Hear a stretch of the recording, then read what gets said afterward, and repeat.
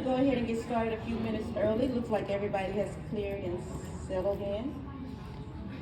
So good afternoon, everyone. And welcome to the Taxonomy and Service Delivery session of the GOEA Fall Conference. For those of you who do not know me, my name is Nina Jack, and I'm the Program Monitor for Region 3. You should have received some index cards while coming in. Make sure, if you have not received one, raise your hand and one of the ladies will pass you one.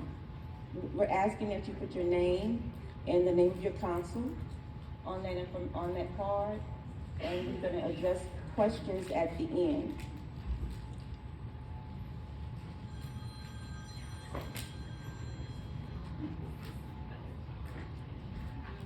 This session will cover the following areas: the GOEA Taxonomy, priority requirements, Title III C1 and C2 decision tree, the Louisiana Independent Living Assessment Form, the National Family Caregiver Support Program, information and assistance versus information and referral, Exhibit 2, and reporting.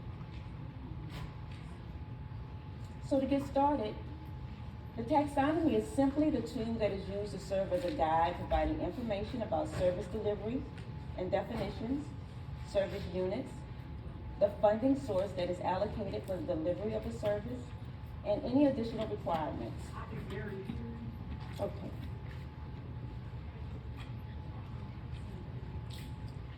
The taxonomy can be found, is that a little bit better? Okay, thank you. So I'll start that again, okay.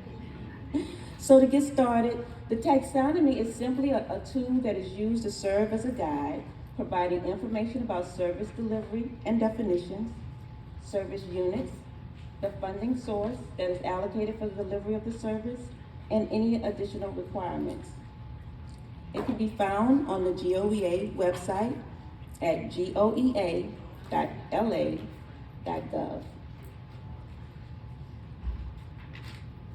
For those of you who are unfamiliar, this is what the taxonomy looks like.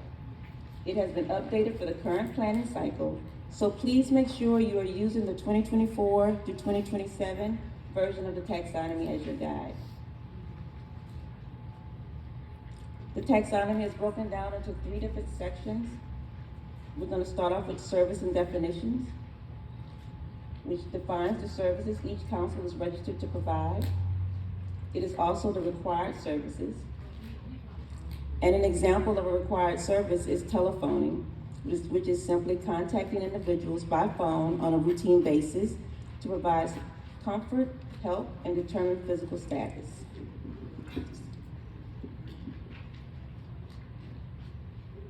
The next column, you'll see the service units, which is actually the required usage of each registered service. It also indicates how each service is counted or weighted. So as an example, for the registered service telephoning, 1 phone call is equivalent to 1 contact or 1 service unit. The last column lists any additional requirements that are needed to provide the service if applicable.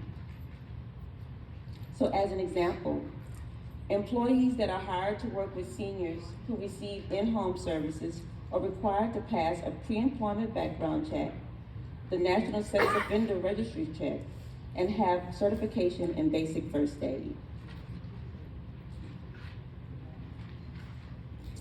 Now let's review the priority requirements. The priority requirement is simply the breakdown of how much funding is to be utilized per service category per fiscal year. The priority categories for Title IIIB are access services and in-home services and legal services. In access services, agencies are required to allocate a minimum of 30% of the 3B funding received to either one or a combination of any of the following services: case management, transportation, information and assistance, outreach, and assisted transportation. For in-home services, Agencies are required to allocate a minimum of 15% to one or more of the following services: homemaker, chore, visiting, telephoning, personal care, home repair modifications, adult daycare, adult day health care, and companion services. And 5% of the Title IIIB funding is allocated to legal services. Next, we'll look at the priority requirements for Title IIIE. There are two service categories that fall under Title IIIE. There are respite services and supplemental services. Under the Title IIIE respite services, agencies are required to allocate a maximum of 40% of their Title III funding to the following National Caregiver Support Program services: adult daycare, adult day health care, group respite, in-home respite, institutional respite, and individual care support. Agencies are allowed to utilize a maximum of 120 hours per client for all respite services per fiscal year.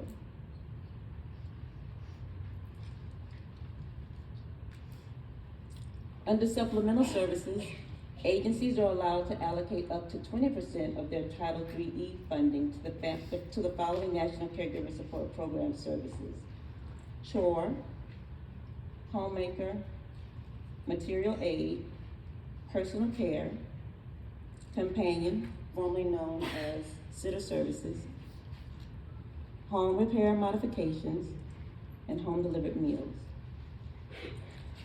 If for some reason agencies foresee the need to utilize more than 20% in supplemental services, a waiver may be requested from your program monitor with the appropriate justification.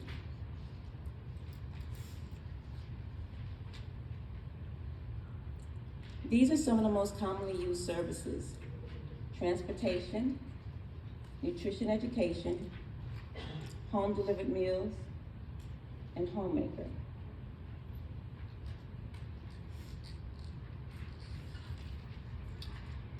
Now let's spend some time reviewing the service delivery decision tree for congregate meals and home delivered meals.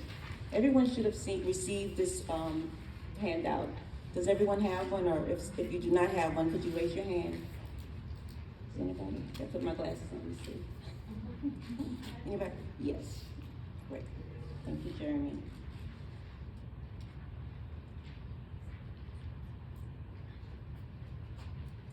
The Title III Congregate and Home Delivered Meals Delivery Decision Tree can be found on the ACL website. Please use this resource as an aid to assist you in determining if an individual should receive a home delivered meal or a congregate meal.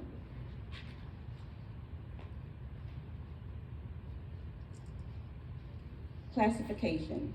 The classification of the meal impacts both data collection as well as funding. ACL defines a meal provider as any one of the following: a licensed food server provider, a home delivered meal provider, traditional congregate meal site or pop-up site, a restaurant or cafe, a grocery or convenience store, and even a food truck. Now we all know that home delivered meals are carried out, delivered, and consumed at home without congregating, right? You know that, right? Okay, great. However, congregate meals have multiple forms of service delivery and may be classified as a congregate meal if delivered and consumed at home while congregating. It can be picked up through your grab and go program, and again, if the consumer is congregating at home. It can also be picked up through your drive-through program if consumed on site with others, like under a tent in an outdoor setting. And of course, a meal is considered a congregate meal if served on site. A meal may also be considered as a congregate meal when consumed via a virtual interaction previously arranged by the nutritionist, and may also be considered when consumed at parks, festivals, outdoor events, etc. Now let's do a quick knowledge check. Scenario 1. So if Ms. Wilson has just been discharged from a rehabilitation facility after suffering a stroke, she has minimal limitations. She can talk, see, and use her hands. She has also just received an iPhone 12 for her birthday, and she knows how to use it. Can Ms. Wilson participate in the congregate meal program? Right, very good. That is actually correct. She can participate in the congregate meal with her counterparts and remain connected with her friends at the Senior Center by participating via Zoom, FaceTime, Google Meet, or a similar phone tablet application. If, and only if, the interaction is arranged by the nutritionist or nutritionist provider, and if the Senior Center has the equipment to accommodate it.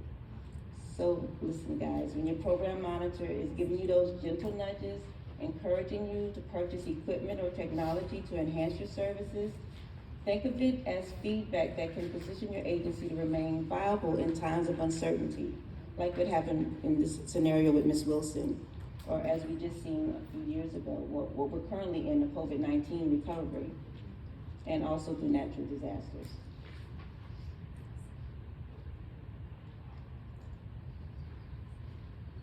Scenario 2. Senior Center participants attends the Jambalaya Festival. Prior to the event, the nutritionist contacts one of the vendors and obtains their menu to assess nutritional value. It was determined that the vendor's meal meets the nutritional requirements and has an alternative entree for those who require a special diet. The council pays for the meal. So true or false? This meal is a congregate meal or not? True. Very good, you're absolutely correct. Consumption of a congregate meal includes parks, festivals, events, picnics, and tailgates. And prior to the event, the meal was approved by the nutritionist. Next, let's look at the LILA form and the National Family Caregiver Support Program intake forms. The long version of the LILA form is used when an individual is assessed to have a need for 2 or more in-home services for more than 30 days. For example, in an initial conversation with a senior, it is determined that an individual's quality of life would be enhanced by both homemaker and companion services. In this case, the long form will be completed. The short version of the LILA form is used when the recipient receives a single in-home service, in addition to at least one of the following services: congregate meals, transportation, material aid, or commodities. So again, in an initial conversation, staff believes that the senior may be a good candidate to receive homemaker services. The senior also expressed a need of assistance getting to and from appointments. This person's assessment will be completed on the short form. The assessment form may be used twice. The first year would be completed in blue ink, or blue or black ink, and the second year would be completed in a different color.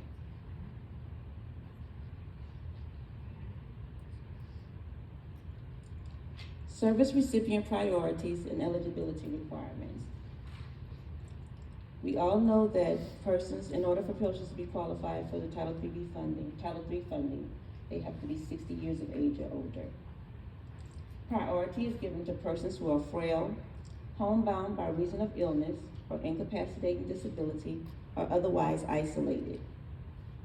Persons with greatest economic and social need, with particular attention to older individuals who are low-income minorities, have limited English proficiency, and or reside in rural areas. Regarding contributions, services shall not be denied due to an individual's inability to pay or contribute to a particular service or program. So let's just say an individual utilizes your transportation program, and your council recommends $4 as a recommended donation. If the individual does not have the money to pay or is unable to pay, we cannot disallow them from using the service. No one here is doing that, right? Right. For the National Family Caregiver Program, the assessment documentation includes information on both the caregiver and the qualifying individual. The form can be used twice. The first year is to be completed in blue or black ink, and the second year is to be completed in red ink.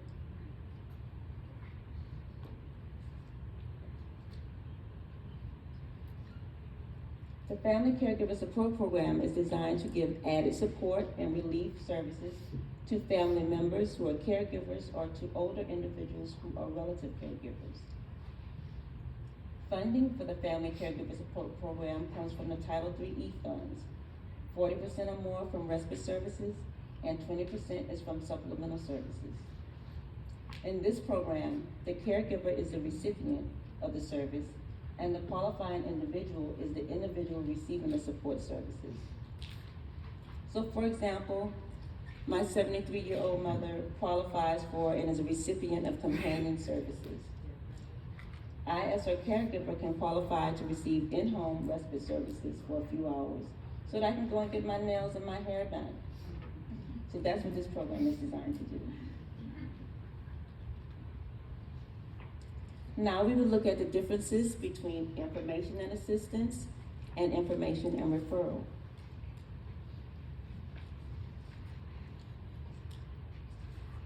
The process for information and assistance includes the staff's identification of a need, accompanied by the steps that are taken to address that need. Information assistance is a service which is designed to help older individuals to obtain information about programs, services, and other help that may be available to them in the local community. This service is counted in SAMS as 1 unit of INA. 1 unit of INA must include all 4 steps: assessing the client's problems and capacities, providing information on opportunities and services available to the individual, linking the individual to services or opportunities available, and following up with the individual to ensure receipt of services and opportunities.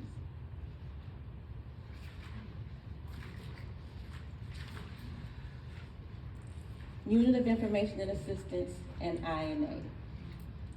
A unit of information and assistance is counted at the time of the client's initial assessment.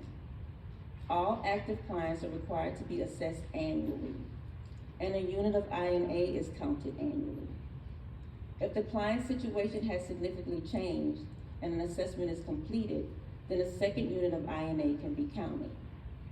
So let's say an individual who normally goes to the senior center to eat lunch has a fall, is hospitalized, discharged, and now has difficulty ambulating while working to recover and is requesting home delivered meals. A second assessment would be completed in this type of scenario, and a second unit of INA is counted.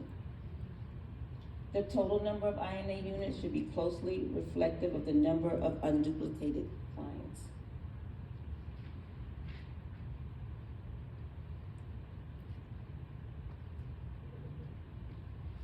Information and referral. A service is classified as information and referral when the individual only wants information.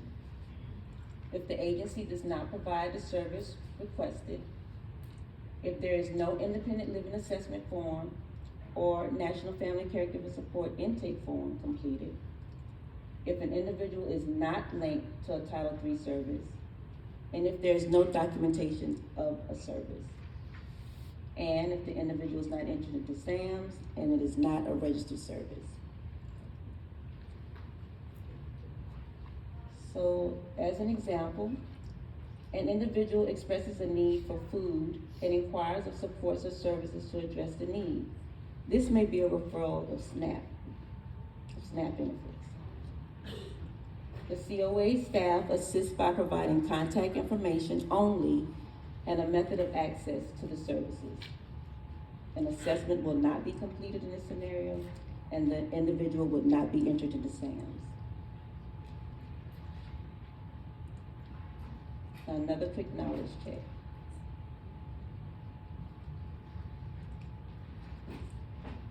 A senior contacts the council and needs help with applying for Medicaid. Would the recipient receive information and referral or information and assistance? Right. Second scenario. A senior needs assistance with lighthouse cleaning and meal preparation. Your council provides the following registered services: homemaker services, companion services, and chore services. Would this senior receive INR or INA? Very good, you guys are on the ball. Exhibit 2. Let's look at that Exhibit 2 next. The Exhibit 2 is used to display services, funding, units to be provided, and direct delivery service. For those of you who are unfamiliar with what the Exhibit 2 looks like, this is what it looks like. It consists of about 8 columns of information. The first column lists the services to be provided, which contains all of the registered services that the AAA or multi is approved to provide. The second column would be composed of all of your funding that comes into your program or your agency. So all Title III funds, Title II, Title 3B, 3C, 3.2, Title 3D, Title E, and then also your millage, any donations, any private donations that you receive, any fundraising projects that you might have. And so any funding, all of your funding basically is what this category would house. Title III funding would be just that. You would only list in this category your Title III funding. And this would be the total number of units. It would be inclusive of all of your funding. And then you would have your Title III units. Again, just everything reflective of your Title III units. Your total unit cost. Your Title III unit cost. And then this last column, it would be your, you would use an asterisk of an X or either a check mark if your multi or your AAA directly delivers a service. Question. Yes. Did I hear you a while ago say that we need to reflect on Exhibit 2 donations for this program? We want all of your funding as a summary. I can't hear you. I'm sorry. We would like to see you enclose all of your funding. We show you a private notes. Hold on. In the first column. Go back to the slide that says total funding. So your total funding, that's gonna be your Title III, all your Title III services, that's the 3B, that's C1, C2, Title 3B, and then any other funding sources that you have a millage, if you receive any donations from the United Way. So all of that total funding will go in this column. Okay. Okay? Does that diminish when we show y'all what, whatever it is that we reflect on there that we receive as donation? Does that diminish all of the GOEA? No, so then the next column is gonna be just the Title III. Okay. Okay, Title III.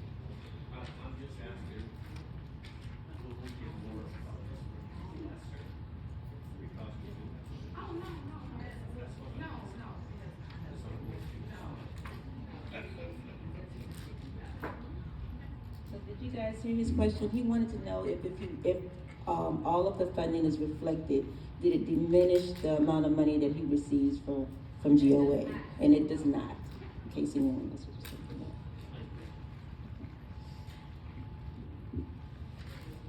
But you capture it, why? So why do we capture that as clear, Keisha? Why It's do just we? the total, just how much, however much money that you're getting, it's not even, we're not counting it, it's just, that's a part of the Exhibit 2. It's just showing that we give you seed money, we want you to grow that money. Right. So it's just showing, hey, you got these other sources, we're just looking at that, that's all. That and the legislation has that here out there seeking the Right. funds. Sustainability. Yeah, Y'all sustainability. get this much, short this much, so we say, no, this much. Correct. And if they see you get it, then they. Well, right, then they don't bring that right. Yes, you work for it, or you want, but we give you the seed money, in order to let it grow.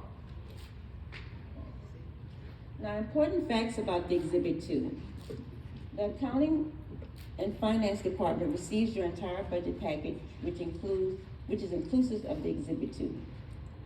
HCBS, your program monitor, receives your Exhibit 2 for review and approval. It is submitted to us twice a year. The original is submitted by June 1st in preparation of the approaching fiscal year, and a revision is submitted by April 30th of each year as needed, or if needed. Now let's talk a little bit about reporting. The tracking of units is reported progressively in increments of 25% at the end of each quarter. Agencies should be delivering an average of 25% of their total allocated budget per service category each year. So by the end of each fiscal year, there should be documented utilization of service delivery for 100%.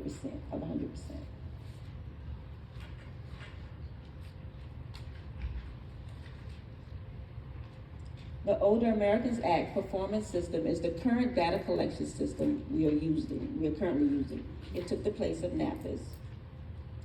HCBS monitors your service activity on a quarterly basis to determine whether an agency must return the funds. It's important that you, as an agency, are monitoring your service activity on a monthly basis.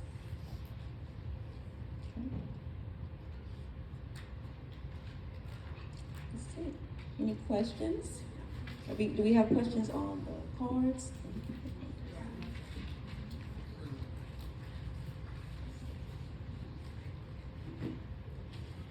You want me to present the mic? You want the card?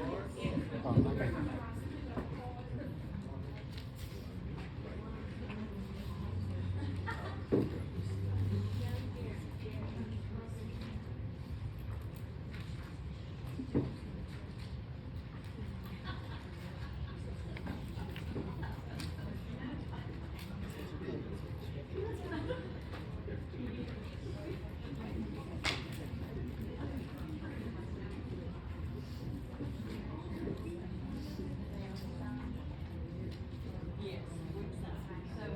Any other questions?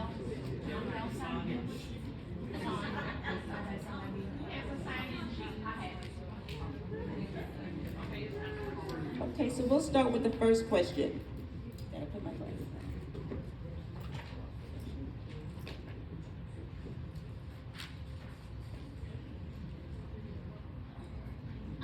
on. A home delivered meal client eats her meal at home with her granddaughter. And the question is this a congregate meal? I'm gonna read it again.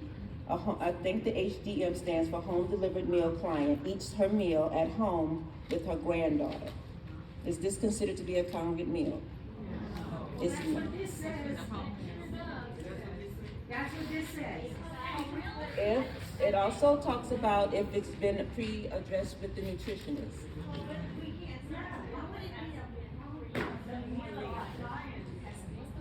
I'm not.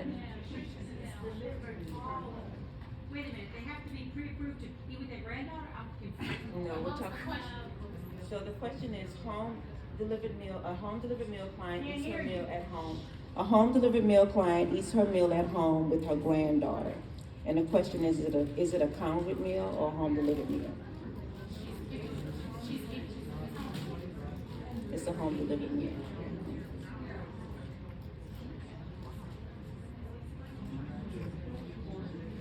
Maybe listen.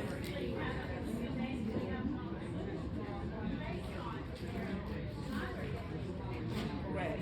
That's what we talked about. And it is also pre-approved by the nutritionist, so it's not like it's a spontaneous. It's not some. That's not what it says. This says, or group interaction arranged by the nutrition provider. So the nutrition provider has arranged for a group interaction, not that the nutrition provider has arranged for any kind of other interaction. But the group interaction can be virtual or she can. Correct. Right. Correct. Virtually, while the other group is meeting at the senior center. So it's in or. It's and or, correct, it's and or. So does the group only apply for, also an older person, or it could be a younger person residing in the home? It doesn't, it doesn't matter, because if that granddaughter is like, I guess, labeled, then, No, she just happens to live at home and they live together.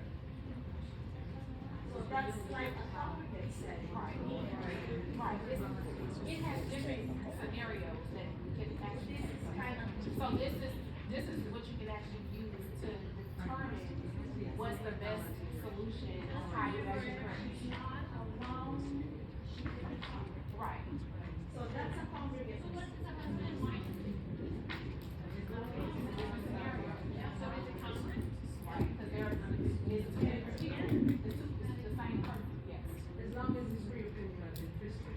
As long as it's, that's it. The interaction that has to be pre-approved or the meal? The meal has to be approved. Yeah, we know it's pre-approved. Yeah, we know it's pre-approved. But you still can follow these guidelines. Well, I think we're trying to make the guidelines hard and clear enough for us. Okay, let me make the guidelines So clear. the thing is, go ahead. I'm gonna make the guidelines clear. Let me go back. Policy is written so you can move how you need to. You ask too many questions, you're gonna tie yourself into something I'm gonna have to tell you no about. Right. And keep in mind, every situation is going to be different. As long as you don't. You're all right. This document was created by ACL to help get you a starting point.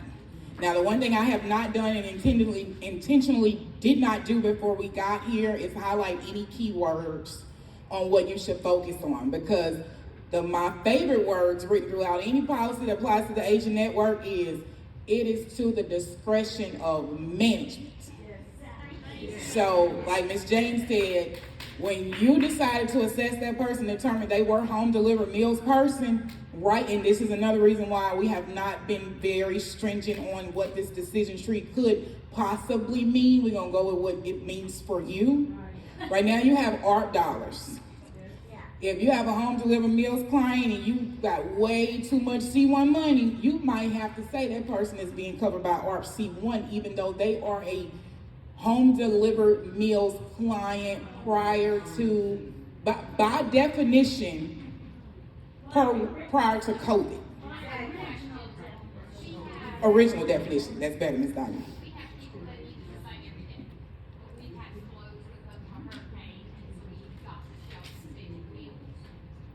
In the past, we used to count as 100 because they were out-of-conference participants, and just so happened they took an extra meal home that particular day.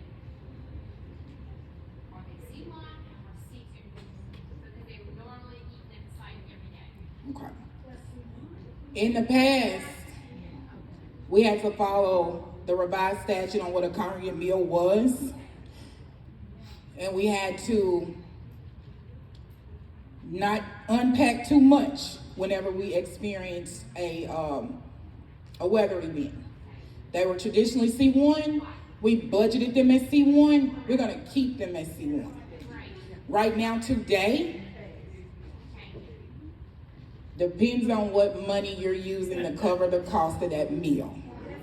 So if we pay out of C1 pot, they can still count as C1 meal, because they're normally a C1 client.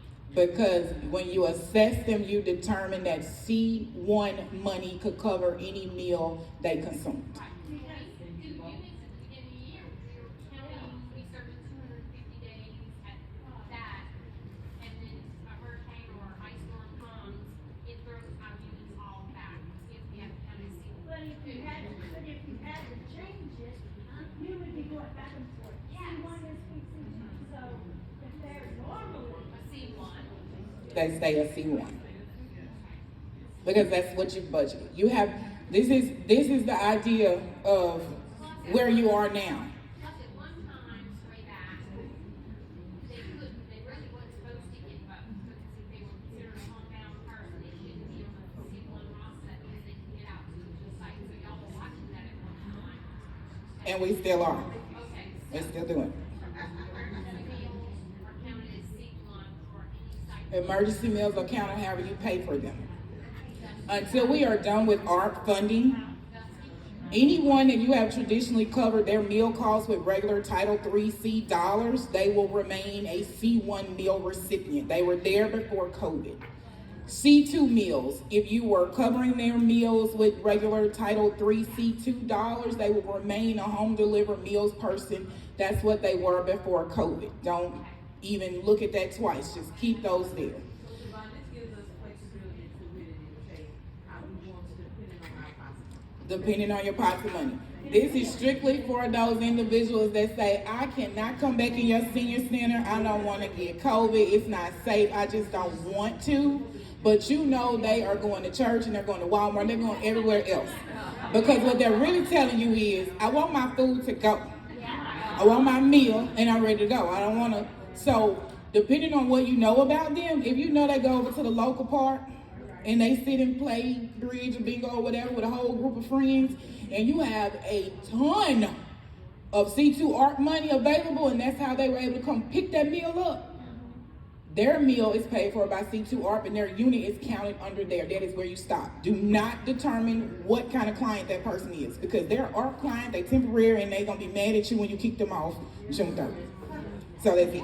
There's no additional questions. You're maintaining a roster of permanent, existed before COVID funds, and a separate roster of these people gonna be so mad at me and gonna give me a hard time come June 30th, 2024 when all my extra money is gone, or prior to me.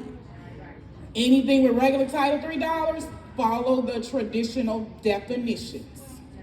Anything with ARP dollars, call your neighbor, call GOEA, call anybody, but that is where you refer to this.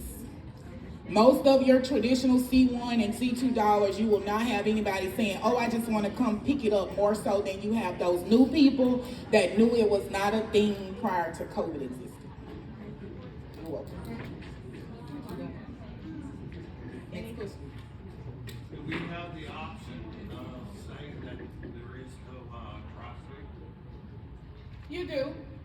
You have the We option. don't want to do drive-through. Yeah, carry out, grab and go, drive through are all to the discretion of the area agency and what works for them.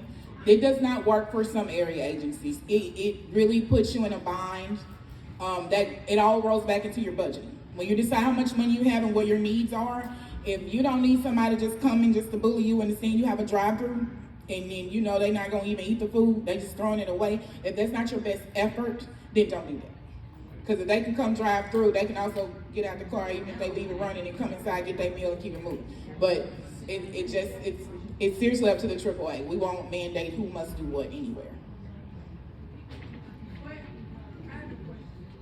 But if the situation changed, if they're congregate and say, for instance, they have surgery and they're gonna be out for 6 weeks, you can still deliver the meal and still count them on congregate, correct? No.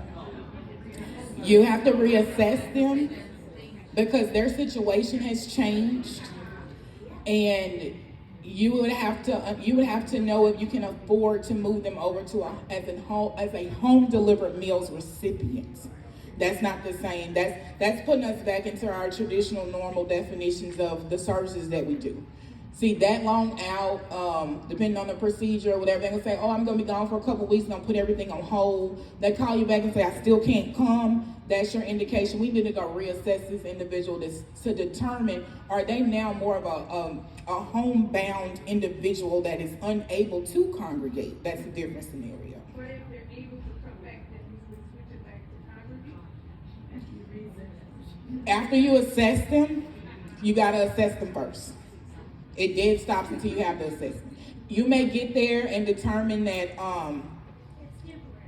it's so temporary that you can put them on an emergency temporary home delivered meals unit count, and that's where you'll find Mr. or Mrs. Jones' name in Well Scott twice. He's like, oh, when did they become home delivered? Well, they had 2 months worth of time where they weren't able, and we want to make sure they had a meal. We switched them over. But on the paperwork, you may not officially change them at all. You just need to make an entry in Well Scott, make a note in their file, For 2 months, they were temporarily assigned to home delivered meals because they had a procedure and they were unable, something very generic, not super specific, and then you'll do that. But you must do the assessment first to determine what you're looking at. Okay, so we wouldn't change the assessment, we would just go in, I can go in the well side and just insert it into their file. You may need to make some notes. I'm not that well versed in Well Sky, so you may just need to go in and make some notes in their file, But I can't leave them on conference. depending on what you assess. Depending on the situation, if I know that they're gonna be able to come back, and it's just a typical, I can leave them on conference. Yes. Just go in and put in those in At the- one time, did you Yes. say that, I mean, that was the rule, that someone could have meals delivered to them for 2 weeks if they had a surgery or something and it still count as conference? Temporary, only temporary, they said I'm sick because I have the flu. This is where we are now with what we're doing. I don't want to make that a definite, call it concrete or not, because of all these different pots of money. The most important thing is to assess them, figure out what they're going to need and for how long, and then assess your funding sources. Because depending on the money you're trying to expend, that's what you're going to call that meal. Because you have the room to do it. So right now we're still in a slight freestyle mode, because you want to make sure that you're expending all your dollars, not sending anything back. At the end of this in 24, that HCBS money is gonna be gone. That's right. I do not know this for sure. As far as the overlap of the funding itself, all federal funding ends September 30th. We cut off June 30th so we can get our own reporting done as a recipient or a reporting requirement for federal funds. I would imagine you guys will have through June 30th of 2024 and not through September 30th. It won't give us enough time to report in October what we need to report. So you guys work with the June 30th deadline for all remaining ARP dollars. But I also heard on television on the news that if COVID rears its ugly head in multiples like it did before, we're gonna have to go back to they'll have different funding sources to cover that like they did. So we can't say that. Laura's gonna be so excited. We just can't look into the future. Yeah, so we don't. So that's why another reason those special case scenarios, these individuals, they need this, they need that, they're on vacation, they need to put something on hold, they go into the hospital, they need emergency meals, you gotta shut down and you gotta provide them something. You guys are gonna take care of the action item anyway. As soon as it's presented to you, you're gonna take care of it. The piece that you gotta go and revisit is, what money do I need to expend? And that is what I'm essentially going to call that meal, since we're talking about meals. That's what we're gonna call that meal, is whatever funding I needed to expend. We definitely appreciate that. Yeah. That works for you. Is there some guidance as the program, comes to its finality? Is there some guidance on what we're supposed to do with all these people that you have, that you gained with art money and since COVID? What's the plan, technical guidance for that? So the guidance I offer, and I'm sticking with, I get it certified and approved for you, is going to be a written memo, postcard. Thank you so much for joining us for 2-3 years, and we are so sorry, but we got to cut you off.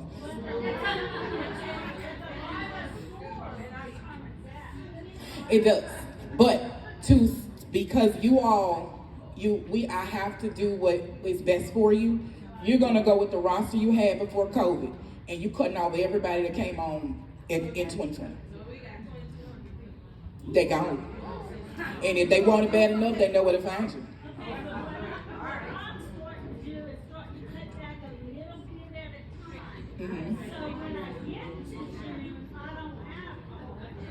That'll work for you. Some of our larger agencies, they're gonna have to proceed right through the end and start sending out weekly notifications that say, please be reminded that these services will end as of, and then they'll have a drop dead date.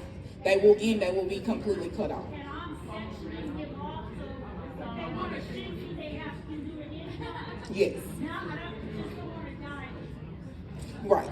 And while you're doing this, you're going to have those assessments, your regular reassessment procedures, on your regular routine people, and then you'll have your newly added people as of 2020.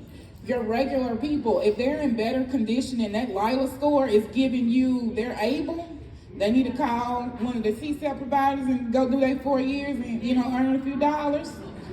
Then you're going to cut them off too. They're just going to get a different level. It's going to be, thank you so much. We have a senior that is in more greater economic need than you are, and, per your assessment, but there's just a way that we handle it. Oh, and if Shirley wants to sign it, I'm going to sign it myself.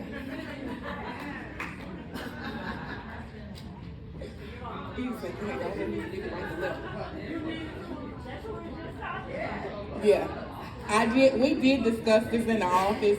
It will be better received from the funding agency to ensure that everybody understands this was not something that was decided upon by any of the area agencies receiving this funding. It was literally stated in the federal guidelines that say, hey, Congress said they can get this money and they can help anybody they can help. But when this money ends, those individuals also cease to receive any additional services. So we'll be able to do that from our level.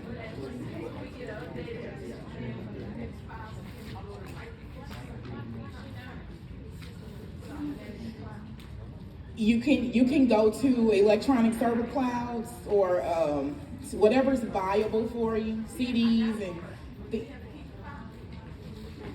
how long? Yeah, that's my question. How long and how long? Well, We created electronic. I'll have to refer to the retention schedule. See, what I will do is it is reviewed every year. I'm gonna say this. I will do this. I will take a blank retention schedule and I will put it as a guide for the councils on aging, and I will have maybe the Amanda in the AG's office review it as far as appropriateness, and we'll offer it as more of a sample for you guys to follow, because that's what we suggest anyway. But I'll take off anything that doesn't apply, and then I'll add what does apply, because we've gotten this, and this is where we are with this. The federal government is going to come back 3-4 years from today and ask us about something in 2020 just for covering, the effects of receiving this funding, and we just want to make sure we have all our documentation in place. But you won't have to keep anything longer than 7 years. And I'm not gonna say that's everything. I just think the longest time frame I can recall from the retention schedule is 7 years. So, and then, space-wise, switching to electronic files are much better for you all, because I won't be approving any use of Title III, state, or any other dollars to buy buildings for storage.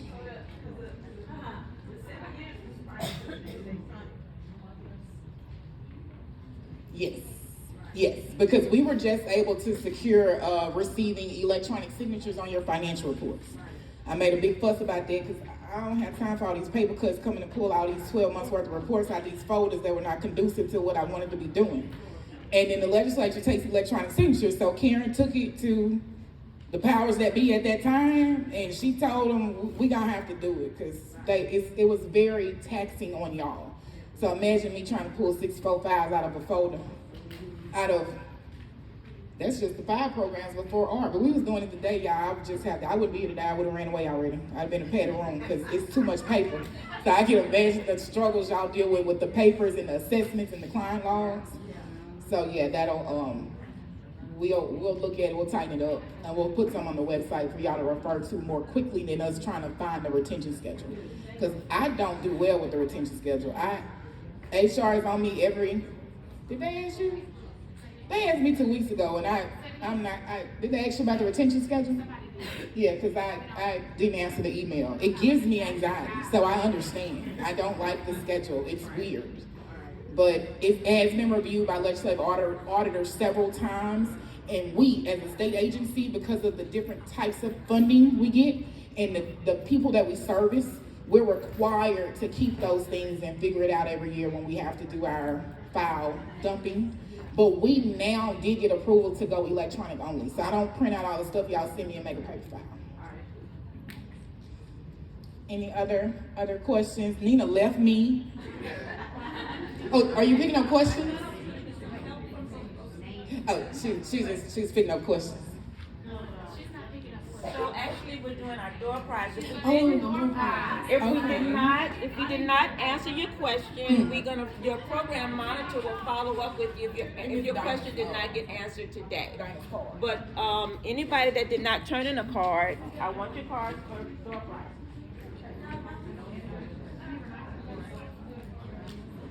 Yeah, back in the middle. Jeremy or Lakeisha, this table back here.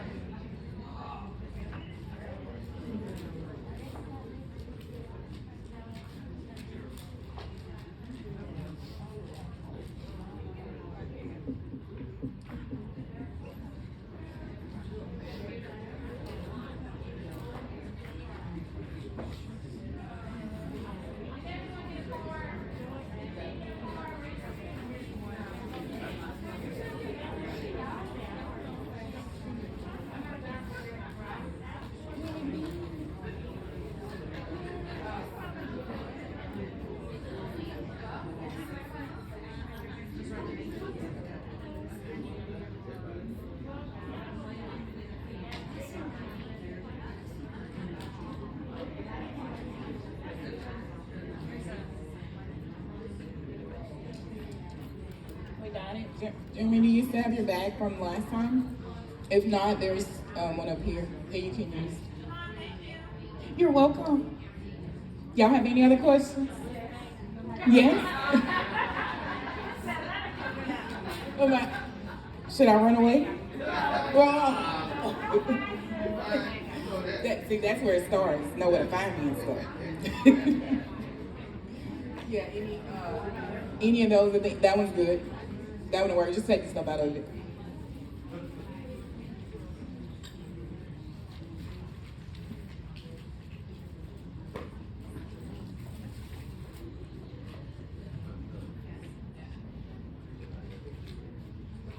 We're trying to find a lucky one.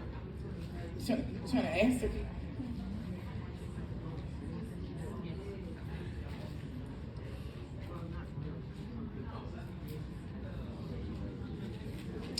Oh, I want to say this. I meant to say this. Well, I thought about saying this earlier, but I didn't want to. I shouldn't have said it then, but I can say it now. I have not forgotten about service procurement. I just only have 2 hands, but sometimes I gotta act like I have like 25 of them. So I will get your letters out. Whatever you have done is absolutely perfect. Thank you for getting through the hassle. I just need to get you a letter. So, and Shirley's signature will be on it. I will set it all up. It's gonna be nice and neat and pretty and all that fun stuff that you're gonna need. Now, on the back end, if I send you some requests to make some changes, it's because you always needed to make those changes. Does not nullify the approval at all.